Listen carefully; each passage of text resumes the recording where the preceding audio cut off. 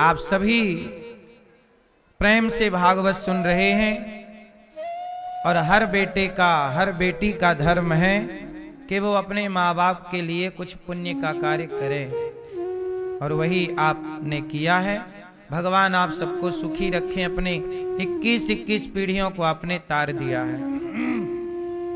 अभी 5 तारीख से रक्सौल बिहार में 5 फरवरी से कथा सुनने के लिए पैसे लिए जाएंगे, ऐसी अफवाह है। आप सभी भक्तों से मैं प्रार्थना करूं कि भागवत सुनने आप आइए, कहीं भी जहां अभी रक्सौल में हम आएंगे वहां, या आप वृंदावन में आओ यहाँ।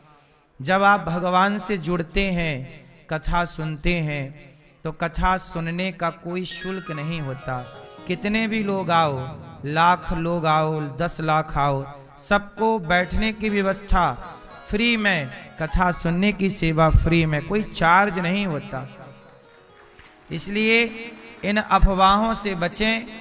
जो विधर्मी लोग ये अफवाह फैला रहे हैं, क्योंकि जब कथाओं का तूफान आता है ना, तो विधर्मी लोगों को लगता है कहीं सब लोग कथा सुन के भक्त ना हो जाएं, तो वो अफवाह फैलाने लग जाते हैं। इसलिए आप सभी रक्सौल और रक्सौल के क्षेत्रवासी, बिहारवासी, आप सभी कथा में आइए। आप सादर आमंत्रित हैं। किसी प्रकार का आपका कोई चार्ज, कोई शुल्क, कोई पैसा खर्च नहीं होगा। आप आइए, प्रेम से कथा सुनिएगा और सबको लाइएगा। कथा सुनना किसी यज्ञ करने से कम नहीं होता। यज्ञ करने का जो पुण्य है, वही पुण्य कथा सुनने का है। तो आप सब प्रेम से सादर सादर आमंत्रित हैं। रक्सौल वासी 5 तारीख से कथा है, 11 तारीख तक आनंद लीजिएगा कथा का। प्रिय भक्तों, कल हम लोगों ने कथा में सुना कि भगवान गोवर्धन उठाए। क्यों? कल कौन सी कथा सुनी थी? 1 उंगली से गोवर्धन उठा लिया। भगवान कितने दयावान हैं। मैया शांत रहो मेरी मां। इतने दयालु भगवान कि भक्तों के लिए पहाड़ उठा लेते हैं। भगवान ने गिरिराज जी को उठाया, बाद में गिरिराज जी को स्थापित किया और सब भक्तों की रक्षा की। भगवान ये कहते हैं कि यदि तुम मेरे भरोसे हो तो मैं तुम्हारा रक्षक हूं, और तुम्हारी रक्षा के लिए पहाड़ भी उठाना पड़े तो हम पहाड़ भी उठाने को तैयार हैं। भगवान अपने भक्तों को भरोसा दिला रहे हैं, तुम भरोसा करो। आपका काम क्या है? भगवान पे भरोसा करना। अच्छा, आप में से कितने लोगों को भगवान पे भरोसा है? क्या भरोसा है आपको मैया? है? भरोसा किस बात का है? आप मरोगे नहीं इस बात का है?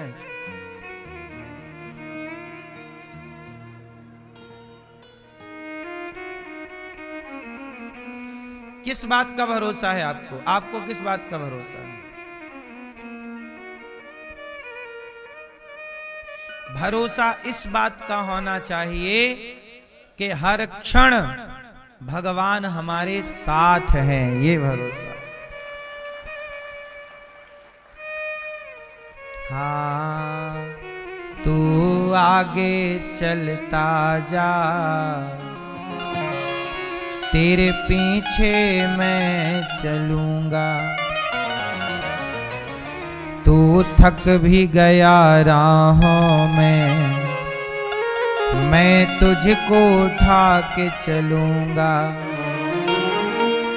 हर वक्त हर घड़ी मैं साया बन के चलूंगा, तुम 2 कदम चलो, मैं 10 कदम चलूंगा। तेरी डूबती नैया का माझी बन जाऊंगा, तू छोड़ दे चिंता को, आंधी को रोक लूंगा। तू रख ले मुझ पे भरोसा, तू रख ले मुझ पे भरोसा, नैया पार लगा दूंगा। तुम 2 कदम चलो, मैं 10 कदम चलूंगा। क्या रखना है आपको?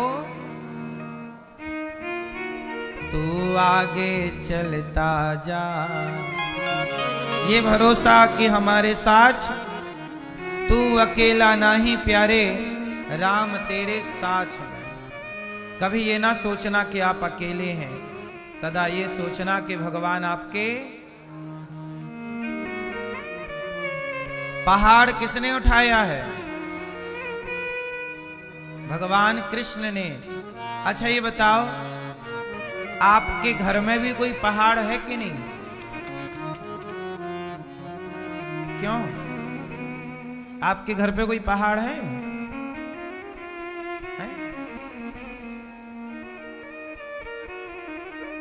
मैया,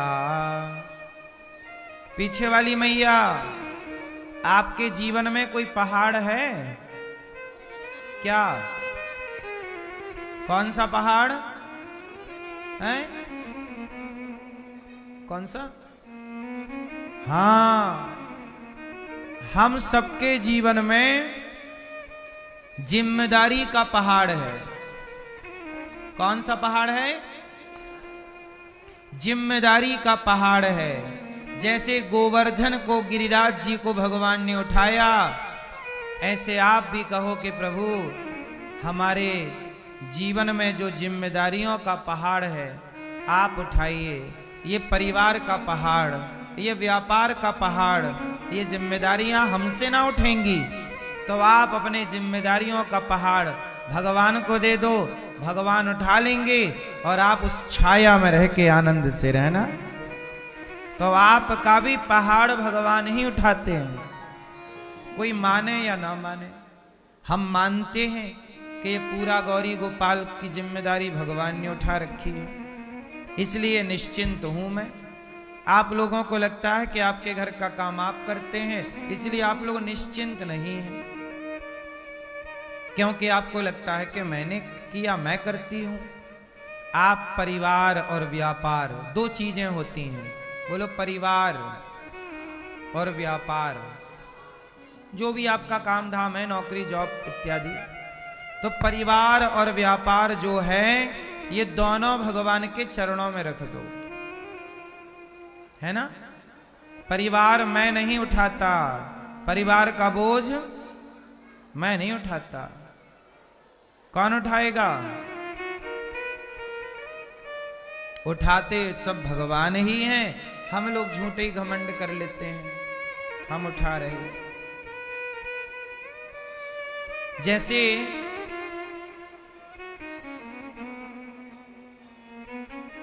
ऊंट को लगता है कि मैं सबसे बड़ा हूं। ऊंट को क्या लगता है? मैं सबसे। लेकिन जब पहाड़ के आगे आता है तो लगता है कि मैं तो छोटा हूं। लोग नहीं कहते आया ऊंट पहाड़ के। कुत्ते को लगता है, एक गाड़ी थी, बैलगाड़ी, छकड़ा, तो गाड़ी के नीचे नीचे कुत्ता चल रहा था, तो कुत्ता रोज चले, तो एक दिन कुत्ते को लगा कि गाड़ी मैं चला रहा हूं। अगल बगल 2 बैल थे, बैल के यहां गर्दन पे रखी थी गाड़ी और कुत्ता सेंटर में चल रहा था नीचे। कुत्ते को एक दिन लगा यार मैं रोज चलता हूं, गाड़ी चलती है, इसका मतलब ये गाड़ी मेरे द्वारा चल रही है, मैं चला रहा हूं। सच बताओ गाड़ी कौन चला रहा था, बैल की कुत्ता? एक दिन गधा मिल गया, कुत्ते से बोला गधा, कहो भैया कैसे हो?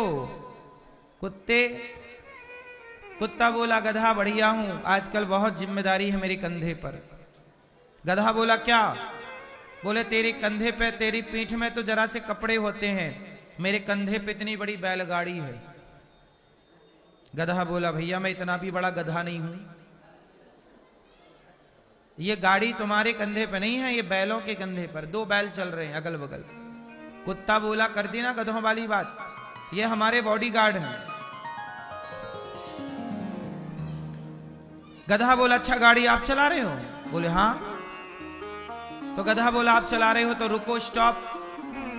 कुत्ता रुका, संयोग बस गाड़ी भी रुक गई। गधा बोला गो, चलो। कुत्ता चला, अकस्मात गाड़ी चल पड़ी। अब तो कुत्ते को पूरा कंफर्म हो गया कि गाड़ी हम ही चला रहे, मैं चला रहा हूं। पर सच बताओ गाड़ी कौन चला रहा था? हैं? कुत्ता कितना भी घमंड करे कि मैं चला रहा हूं, कितनी भी बार गाड़ी उसके रोकने से रुक जाए, फिर भी गाड़ी कौन चला रहा है? सच बताऊं, वो कुत्ता कोई और नहीं है। आप लोगों की जिंदगी की गाड़ी भी भगवान चला रहे हैं, नहीं चला रहे? आपकी गाड़ी भी बैल, जैसे वो गाड़ी बैल चला रहे थे, कुत्ता झूठी छाती पटक रहा, पीट रहा, मैं चला रहा, मैं चला, ऐसी सबकी गाड़ियां भगवान चलाते हैं। हम उस कुत्ते की तरह झूठा घमंड लिए घूमते रहते हैं, मैं कर रहा हूं, मैं कर रहा हूं, मैं कर रहा हूं, मैं नहीं करूं तो ये काम ना होए। इससे बड़े झूठे घमंड क्या हो सकता है? इसलिए इस झूठे घमंड के पहाड़ से नीचे उतरो और ये मत सोचो कि मैं नहीं, भगवान करते हो तुम कन्हैया, मेरा नाम हो रहा है, मेरा आपकी कृपा से। मैया, ओ मेरी मां, जा रही हो? जा रही हो मैया? जिम्मेदारी की गाड़ी आप चलाओगी क्यों?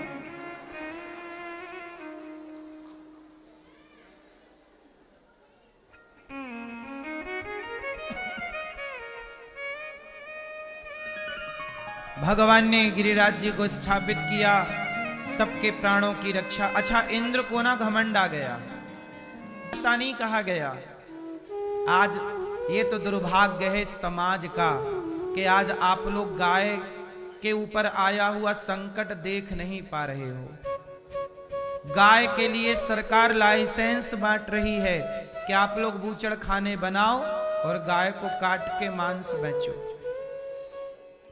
सरकारें गौ हत्या करा रही हैं। बोलो हाँ, आप लोग बताइए गौ हत्या सही है कि गलत है? क्या है? गलत है। अच्छा, आप कितने लोग चाहते हैं कि गौ हत्या बंद हो जाए? चाहते हो? बढ़िया, हाथ नीचे कर लो। ये बताओ कि आज तक आपने गौ हत्या रोकने के लिए, बंद करने के लिए आप लोगों ने क्या प्रयास किया? उत्तर दो। चाहते हो ना कि बंद हो गौ हत्या, पर प्रयास क्या किया? चलो बताओ, बोलो। कुछ नहीं किया। इसका मतलब आप खुद नहीं चाहते कि गौ हत्या बंद हो।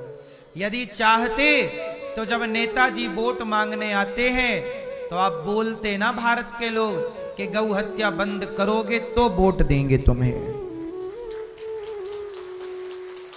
गौ हत्या बंद नहीं करोगे तो वोट। आप अपने वोट के बल पर गौ हत्या बंद करा सकते हैं, लेकिन आप चाहते नहीं हैं। आपने हाथ जरूर उठाया, लेकिन आपने कभी अपने नेताजी से कहा कि नेताजी गौ हत्या बंद करो? सच बताओ, कहा? आपने ये कहा कि हमारा बिजली का बिल ज्यादा आता है, कुछ नेताजी सेटिंग कराओ ना, कम आने लग जाए। नेताजी सिलेंडर का थोड़ा सब्सिडी बढ़वाओ। आपको अपने दाल रोटी के अतिरिक्त कुछ सूझता ही नहीं है। आप लोग अपने घर परिवार के अतिरिक्त कुछ सोचते ही नहीं है। आपको यह लगता है कि आपका बिजली का बिल माफ हो जाए, आपको फ्री में सरकार एक 2 चक्के की गाड़ी दे दे, फ्री में बस की टिकट करा दे और आप घूमती रहो। और गाय कट रही, हाँ गाय तुम कटो, हम तुमसे तुम्हारे लिए आवाज नहीं उठाएंगे। हमारे नेताजी ने तो बस हमारा बिजली का बिल माफ कर दिया, गैया तुम कटती रहो, हम कुछ नहीं बोलेंगे। हमारे नेताजी बढ़िया हैं, बिजली का बिल माफ कर देते हैं, बिजली के बिल का लॉलीपॉप पकड़ा देते हैं, हम वही 5 साल तक खुश रहते हैं। आप सच बताओ, गौ हत्या में यदि सरकार हत्यारी है, नेता हत्यारे हैं, तो आप भी हत्यारे हैं। आप कितने लोग आने वाले चुनाव में नेताओं से कहेंगे कि वोट देंगे पर पहले गौ हत्या बंद करो? कितने लोग? जिस दिन एक बार भारत के सनातनियों ने आवाज लगा दी, उस दिन नेता उसी दिन गौ हत्या बंद कर देंगे, क्योंकि नेता सीधी बात नहीं सुन रहे हैं, ये बातों वाले नहीं हैं, ये